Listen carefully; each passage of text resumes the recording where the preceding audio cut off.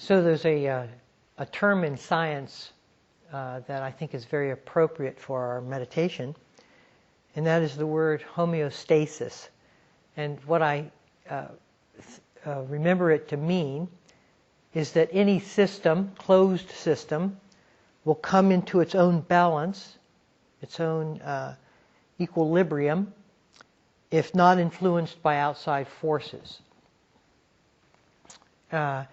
So to take the mind as our closed system, as long as it's not being divided between itself, and one part is trying to influence the other, when left alone, it comes into its own balance, its own poise, its own healing. Healing is another term, I think, that equilibrium can mean. So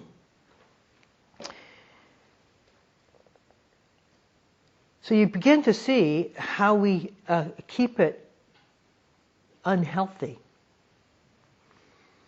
How through the forces that we align against it, it's continually off balance and trying to come back into balance. It's trying to regain its foothold. But it doesn't know how to do that because it hasn't been made a complete system.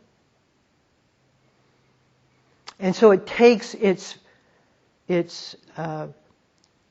myopic view of its own perception, which is distance and separation, and it tries to come to equilibrium through that mechanism of separation.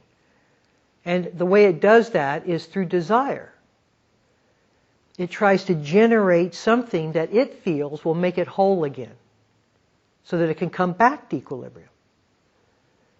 And the desire is an attempt by the mind, when it is pitted against itself, so that it's not a whole system. It's an attempt to bring that back, that system back to the equilibrium that it can perceive through separation. And so it goes out, it gets what it thinks it wants, and brings it back in, and owns it. And that's the best it can do because it's fractured. It's seen separately.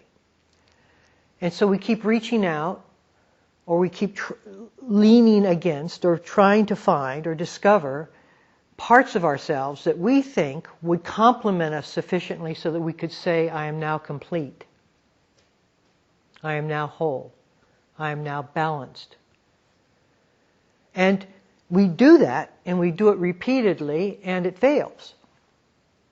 It satisfies, perhaps temporarily, but very quickly the equilibrium is gone, and the imbalance reassumes itself. And then we go out again and try to establish what we think we need to regain a balanced position. Now, when you're on to that, when you realize that no matter how many times you go out and come back, you're not going to bring it into balance for very long, because it's the state of imbalance intrinsic in its way of perceiving, then we work with the root cause of why the imbalance is there. The root cause is that it's fractured itself, pitted itself against itself. The I thinks it's separate from, and tries to make demands on the environment to consume what it thinks it needs to bring the I into a sense of completion, rather than allowing the whole mind to come into its entirety. So as we learn in meditation, and meditation really applies this principle, what we do is that we start doing less and less to the mind.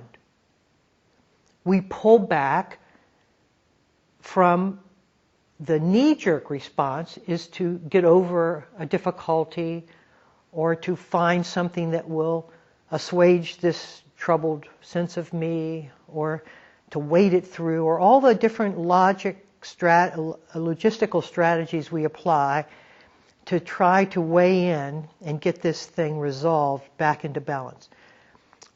Ultimately, pulling out our sense of separation, allowing the mind come back in as a totality, brings it to balance.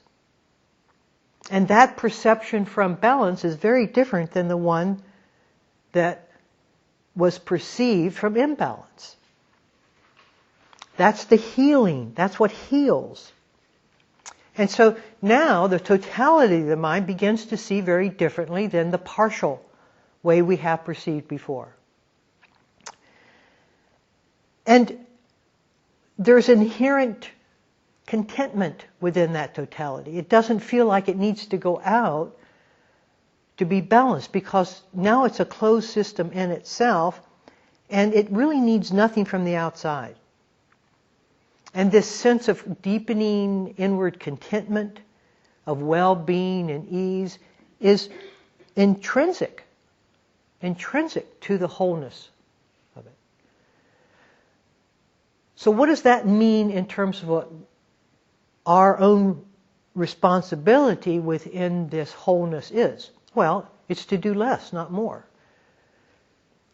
By doing less, I mean creating more and more friction or conflict or disagreement between the two hemispheres of the mind.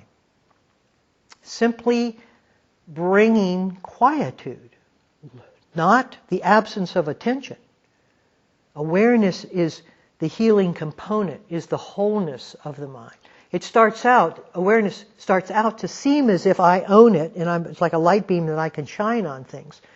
And that's the only way that a fractured mind can conceive of totality, the totality of awareness, by thinking that it's shining a light. But once we get quiet and the mind comes back into itself as a whole, we see that awareness pre-exists. It's not individually determined. That it's something that is a intrinsic part of the mind itself, of the whole of the mind.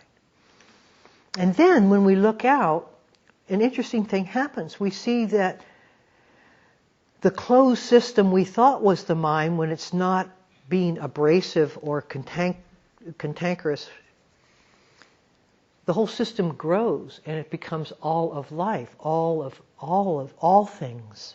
All things become the closed system. Before it was just me, my mind, and what I wanted.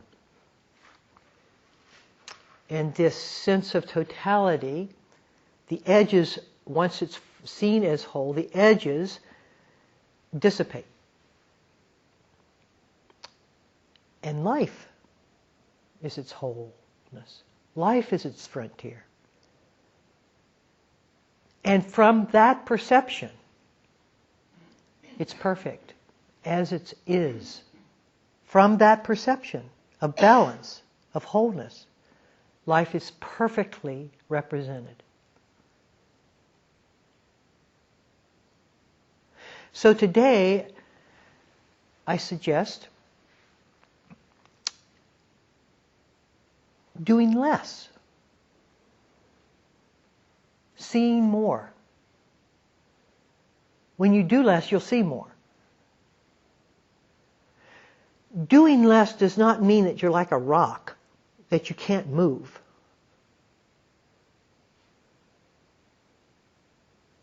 Doing less just means ceasing the agitation,